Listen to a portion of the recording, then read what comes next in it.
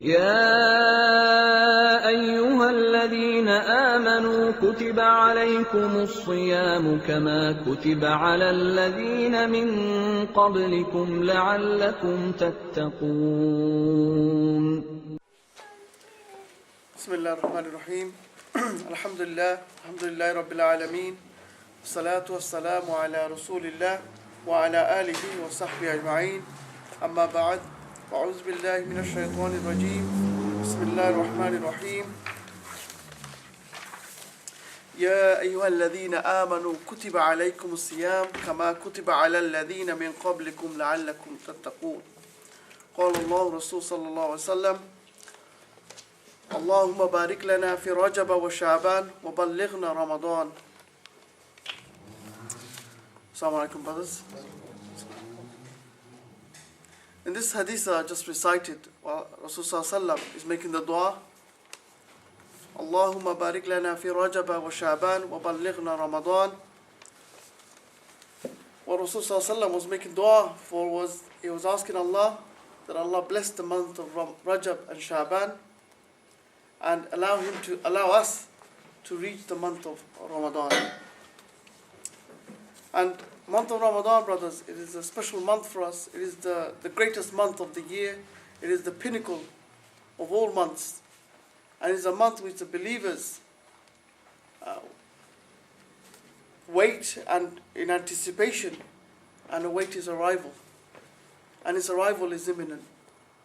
There's only a few days of Sha'ban left and we will be into the month of Ramadan. The question that we need to ask ourselves is that, what is the month of Ramadan? Why are we going to fast?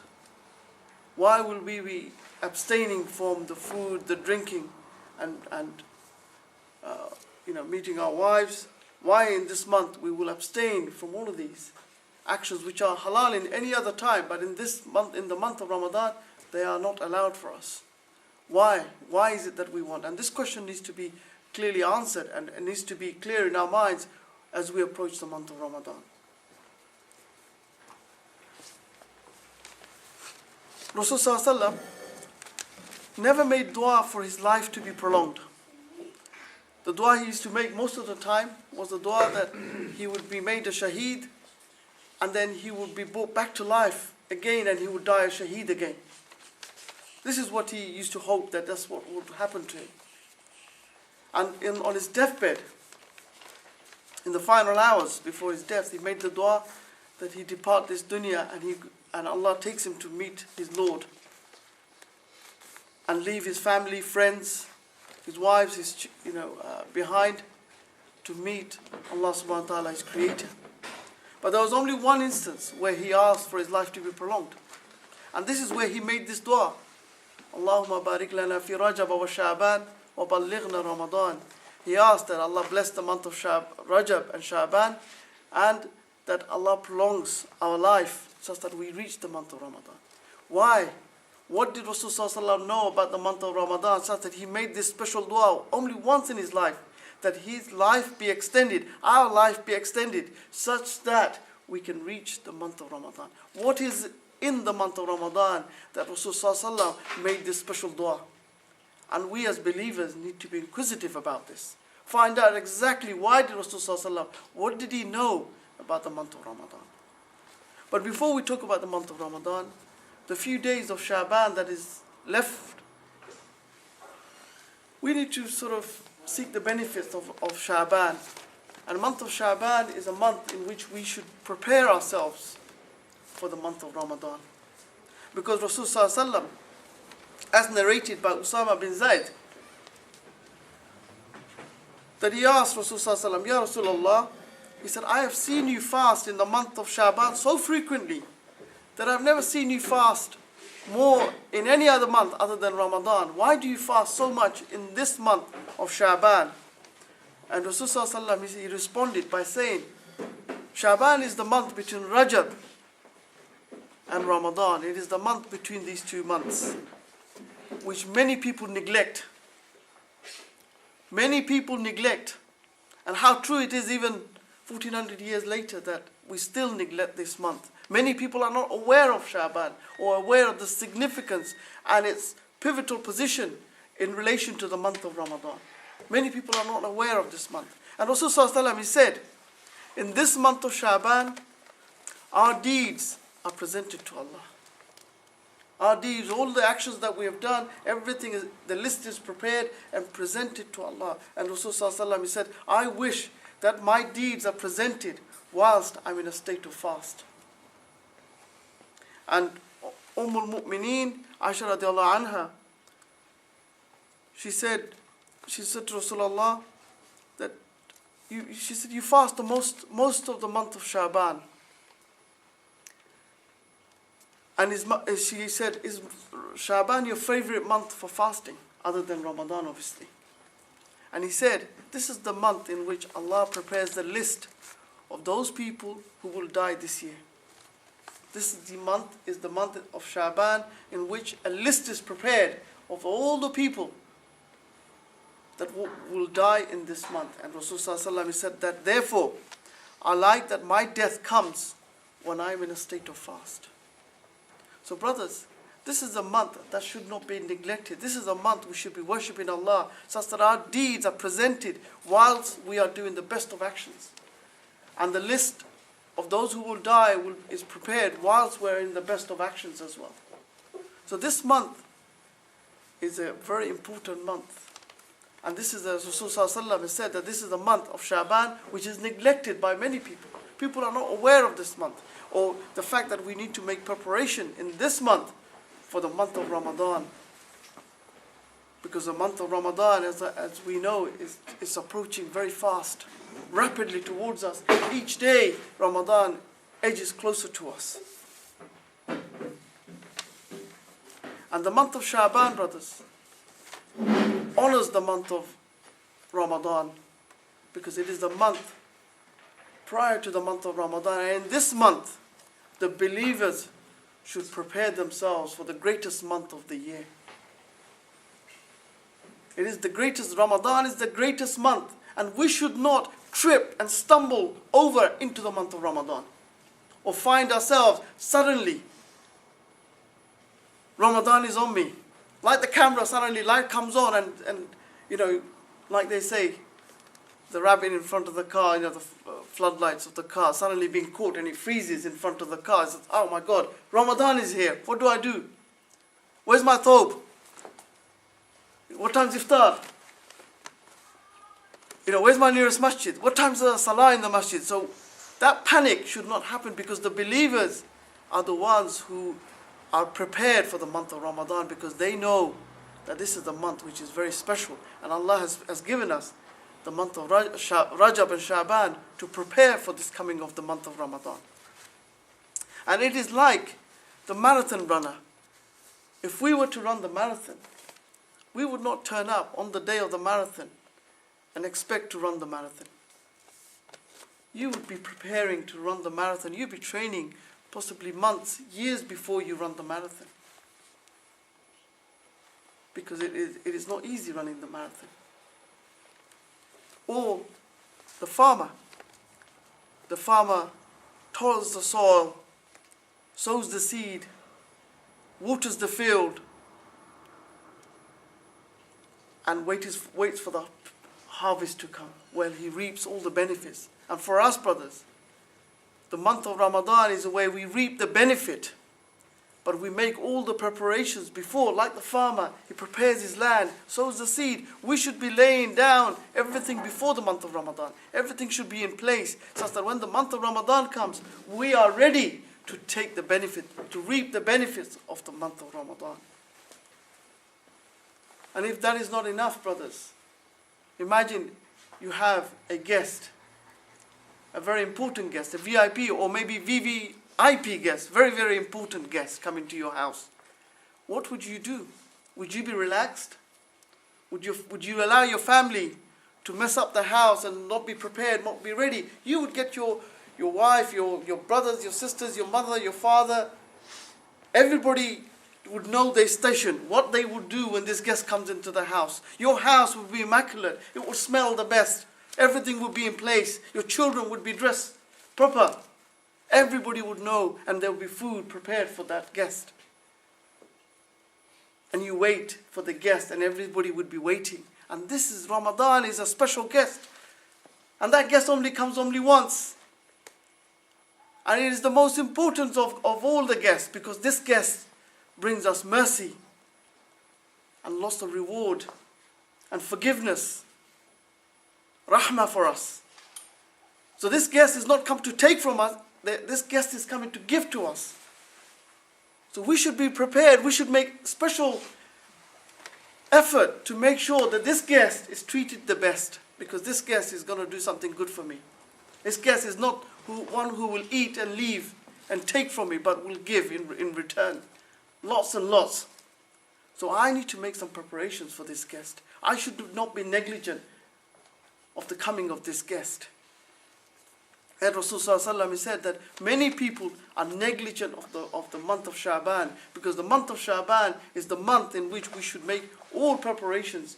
And you know the Sahaba, brothers, the Sahabas used to make preparations for the month of Ramadan 6 months before Ramadan. And then Ramadan would come and they would be in worship, ibadah, da'wah, dhikr, recitation. And they would stand in qiyam all night. And after Ramadan, brothers, next 5 months, they will be praying to Allah that Allah accepts their fast, their siyam, their qiyam, their tarawih, their salah, the sacrifices and the sadaqah they have made. Allah accepts all the next 5 months. So their life was revolving around the month of Ramadan for the whole year.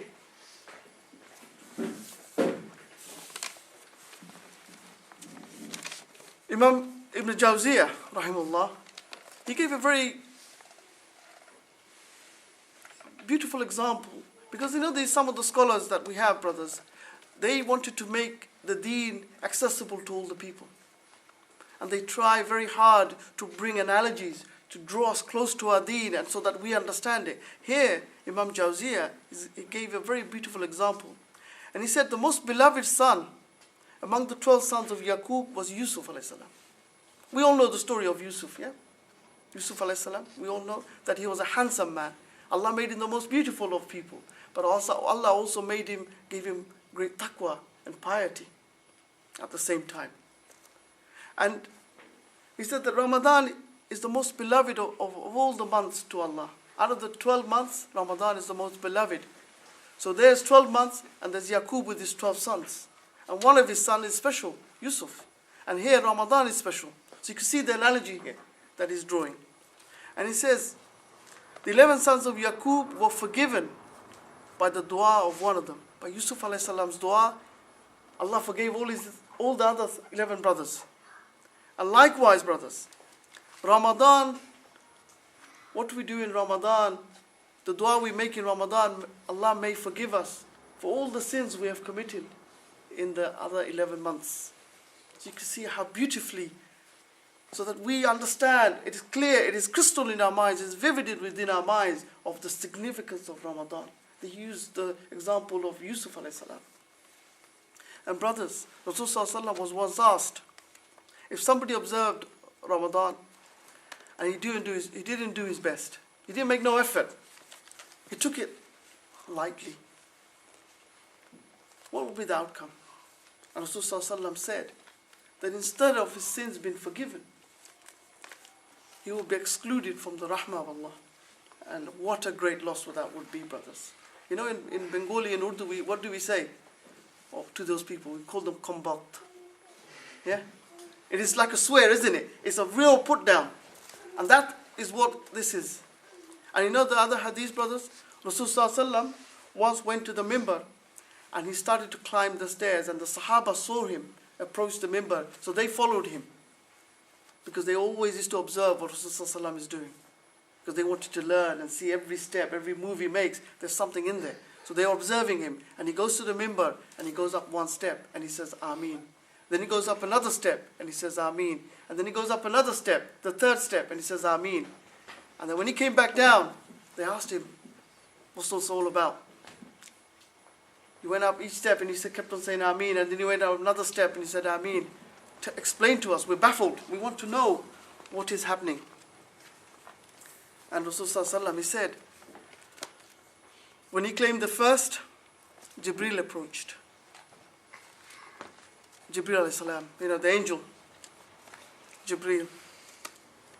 And he said on the first, Ameen, because Jibreel said to him, destruction to him who found Ramadan but did not get his sins forgiven. Destruction to that person. This is not light words, brother. Destruction. And Rasulullah he said, Ameen. So he's sealed. That one is sealed now. Yeah, rubber stamped. Second, Ameen, because he said destruction. When Rasulullah's name is taken, and you do not do durood, you do not return dua, you do not ask Allah for blessings to be put on Rasulullah. Then Rasulullah Jibreel said destruction to that person. And Rasulullah again said Ameen, another rubber stamp. And the third is the destruction. He said that one who finds his parents, young brothers here today, brothers, want to look out for, because we have our parents. And he said the one who finds his parents, both of them or one of them, and cannot serve them, honor them,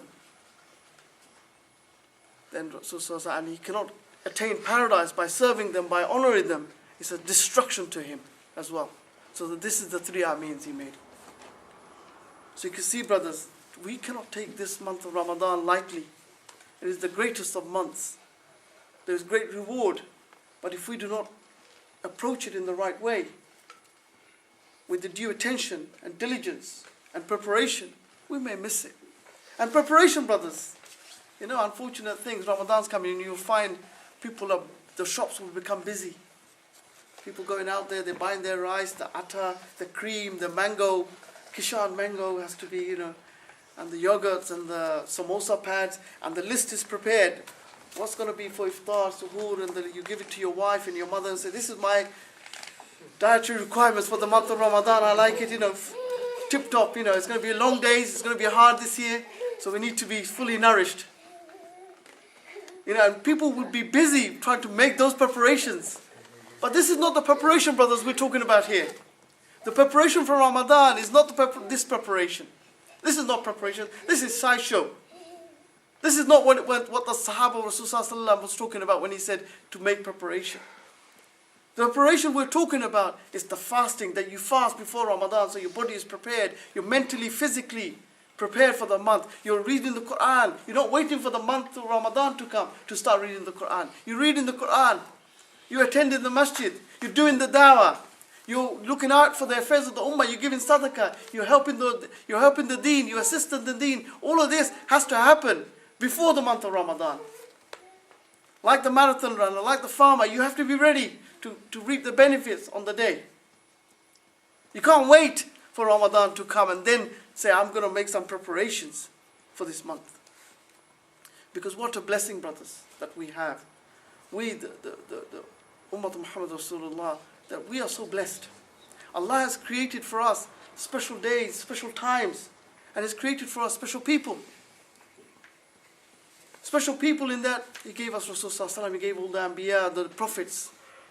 Not all people are equal. The prophets were the best, then the Sahaba. So He gave us some special people to us. It's a mercy and a blessing from Allah to us. And in terms of time, Friday, brothers, every week we have a special day, Eid on Friday. Yawmul Jummah, the day when the believers rejoice. We celebrate the weekly Eid. And it's a day we leave all our work and worldly affairs and we attend them. We go to the Jummah and we pray and we praise Allah.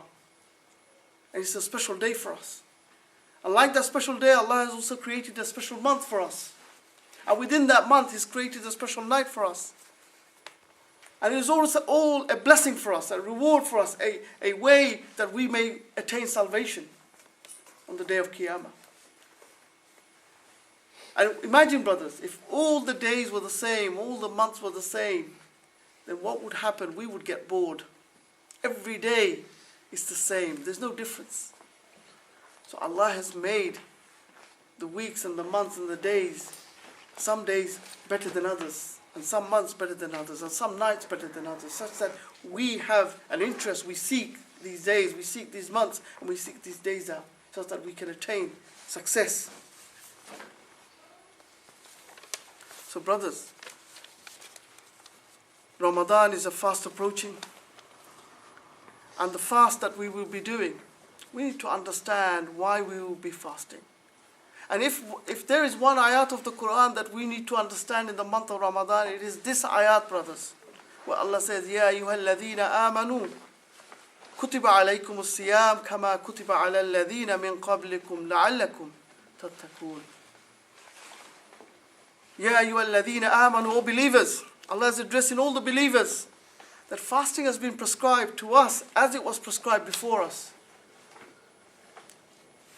so that we may attain taqwa. لَعَلَّكُمْ تَتَّقُونَ. That we may attain taqwa. And this is the whole essence of Ramadan, taqwa. The attainment of taqwa is the whole essence and the meaning and the significance of Ramadan.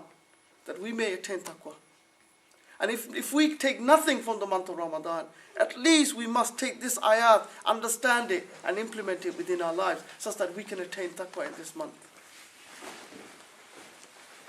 Because Rasulullah said, when the month of Ramadan comes, the gates of heaven are opened, and the gates of hell are closed, and the devils are chained up, and the deviant jinns are chained up. But there is a meaning in this, brothers.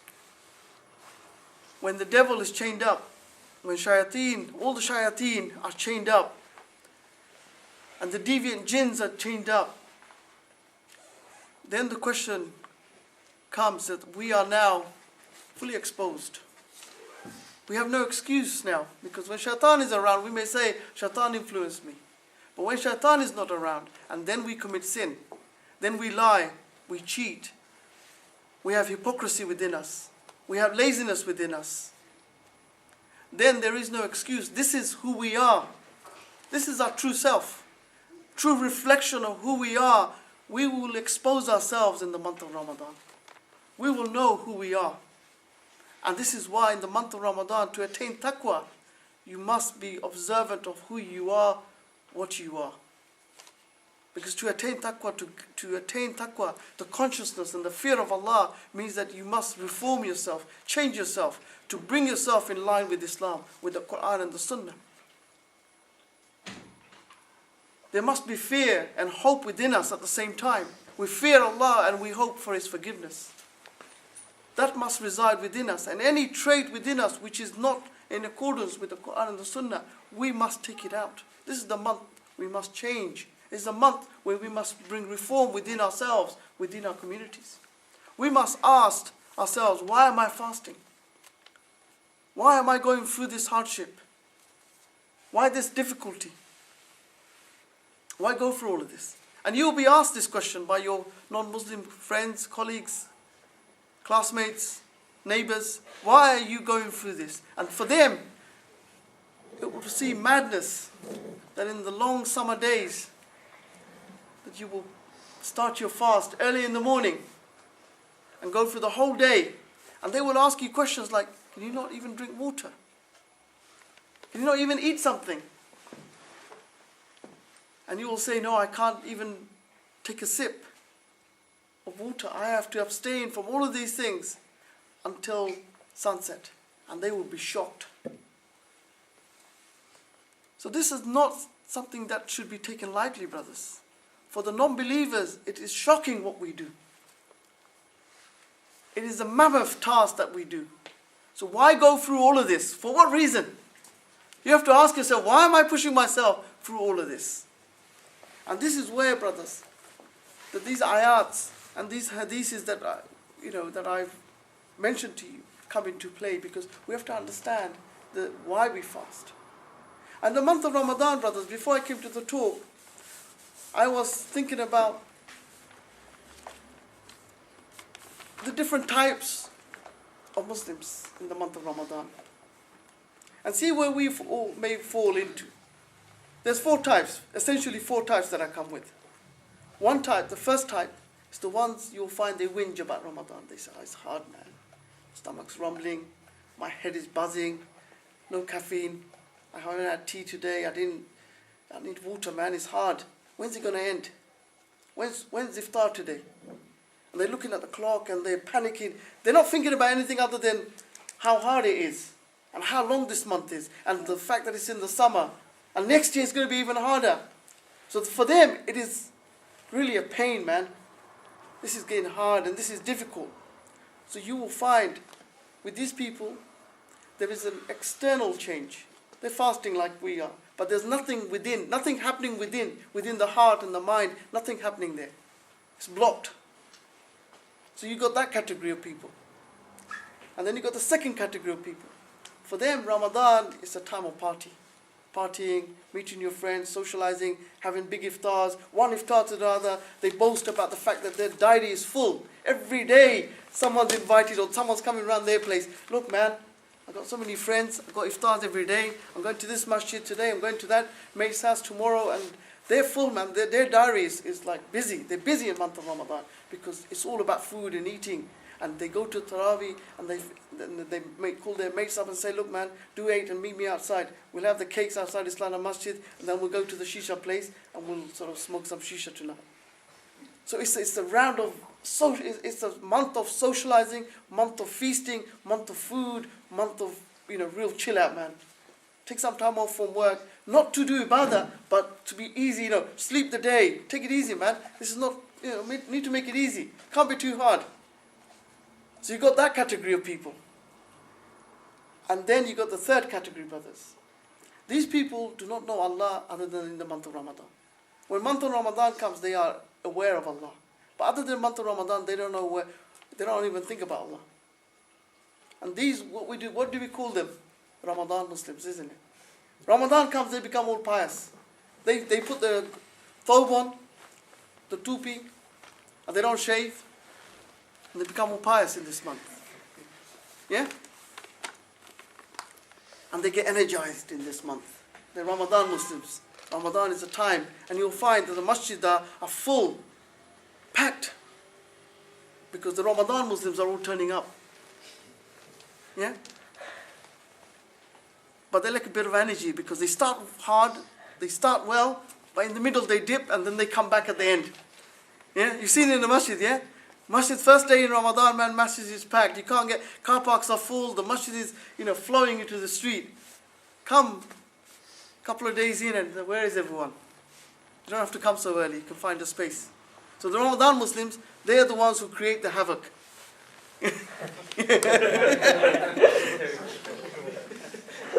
And then, brothers, the final one, the one that we should all be in. These are the people who take Ramadan as it should be taken. Like the prophets and the Sahaba. They take this month so seriously. They take this month as a month in which they want to do the maximum to attain the pleasure of Allah.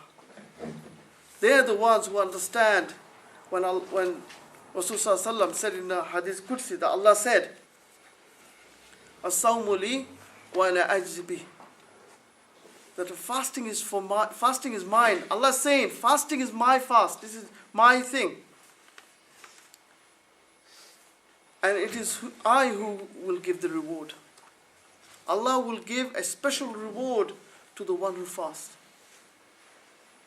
So Allah has separated this particular action from all other actions. All the other good action, Allah will give a reward. Allah has named the reward. But on this one, He said, this is for me and this is mine. And I will give something special. And do you know what this special thing is? Jannah. Nothing other than Jannah.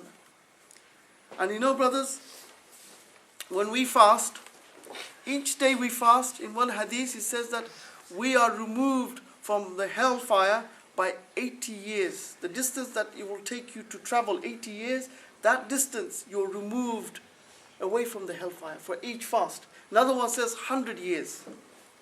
And another says the distance from the earth to the sky. That distance is created between us and the hellfire, the annar, the fire. That gap is created for every day. Now do your maths. 30 days of fast, look at the distance. So if done properly, brothers, we will be far away. We will not feel the heat of Jahannam. We will be taken far away from it. And Rasulullah he said, Man qamahu imanan wa ihtisaban, ghufira lahu ma taqaddama min dhanbi. That whoever prays, who does qiyam, who stands in prayer out of sincere faith and hope of reward from Allah, will have all his sins forgiven. But the tarawih that we pray and the night qiyams that we do, and we do it because we have iman, we do it because of Allah, we want to develop our taqwa, and we do it with hope that Allah will forgive us, will reward us. Allah says the sins are forgiven. You're wiped clean, and you will be born as if you're born from your mother's womb, clean, with no sin, no mark, no blemish on you. And similar hadith, Rasulullah says, Man sama imanan wa ihtisaban, ghufira lahu ma taqaddama min dhanbi. The one who fasts with iman and with hope, Allah will forgive all their sins. All our sins will be wiped out.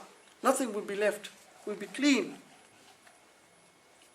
So you can see, brothers, this is the month in which Allah has blessed us. It is a special month. And this is why Rasulullah he said on the last day of Sha'ban, he said to the people, O people, a great month has come over you. A blessed month. A month of rahmah. And in which a night, the Laylatul Qadr, he says the night is better than 1,000 months. And where the nafal action is the same as the fard, and the fard is multiplied by 70. So everything you do now, brothers, that the recitation of the Quran, we should be attached to the Quran, we should be attached to the dawah, we should be thinking of the ummah. If we have not been thinking about the affairs of the ummah, this is the month we should be concerned of the ummah. This is the month in which Rasulullah used to be most generous in this month. He used to give sadaqah to the poor people. And this is the month also when people should give zakat. Because this is the month where you are concerned about the affairs of the people. Concerned of what is happening to the ummah, what is happening in Syria, in Palestine, in Afghanistan, in Bangladesh, in Pakistan. We should be concerned in this month, more concerned for the affairs of the ummah than any other month. And we should serve this deen in this month more than any other month. This is the month of dawah, brothers. This is the month of sacrifice. And the believers, brothers, the hardship we feel, that when the hunger strikes us, and when we find that when we are doing dawah, when we're talking to people, our mouth is dry, our sin is being wiped out. Remember that. That the hardship we feel, that hardship is what is going to be rewarded by Allah. Because we are abstaining from all the halal things that are halal at other times. We are now, for us it has been made haram, and the reward is immense, and the forgiveness is unaccountable.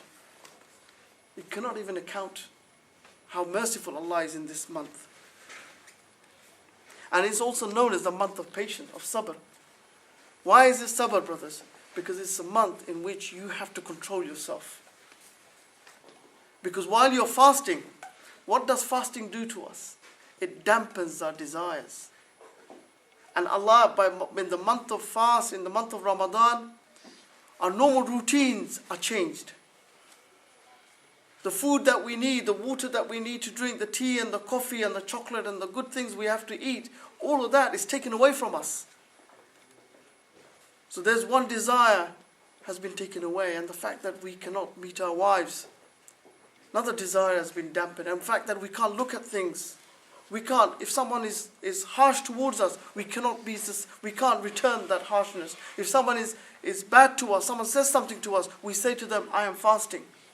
So we control ourselves, we control our nafs, we control our desires, our instincts. Everything is controlled in this month. So it's a month of patience, because you have to be patient with yourself in this month. You have to have sabr. And brothers, he says that Rasulullah in this hadith, he says that whoever feeds a fasting person to break his fast in the month of Ramadan shall have his sins forgiven. And he shall be saved from the fire of hell, and shall have the same reward as the fasting person, without his reward being diminished at all. So you can see, brothers, there's reward if we do it properly. If that breaking of that fast, that iftar that we arrange, it is done for this sole reason, that we want to be forgiven, and we want the reward, and we want to treat someone nicely. And it is a month in which we should bond together. Brotherhood should be strong. Family ties should be strengthened. Community ties should be strengthened. The Ummah's ties should be strengthened in this month for the fast, for the salah, for the zikr, and for the iftars that we will do together, which will tie us together. So brothers, we need to understand the significance of the month of Ramadan. Be prepared for this month. Not stumble into this month. Not trip over into this month. Find ourselves suddenly, accidentally, that, oh my God, it's the first day of Ramadan. I am not ready for this month. Let's not say this. Let us be prepared. In the month of Shaban, the few days that remains, we should make all preparations now, ready for the month of Ramadan. Because it is the greatest month for the believers. And it is a month of mercy and forgiveness.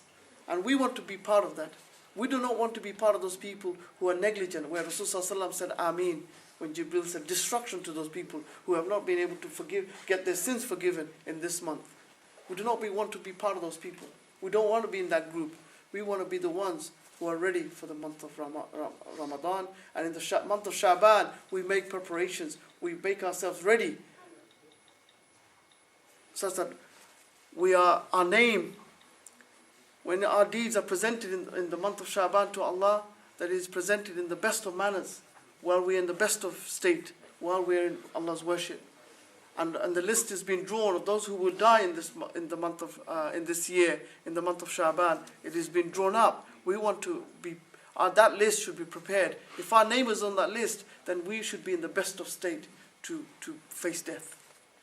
So I pray, brothers, that Allah gives us the tawfiq, that we can reap the benefits of Ramadan. And Allah keeps us in the best of health and iman, such that we approach the month of Ramadan and we are able to take the maximum out of the month of Ramadan. And we are able to do the worship, ibadah, the da'wah, and serve this deen, and worship Allah and develop the taqwa that we need, that we are in desperate need of this taqwa, such that we can get close to Allah.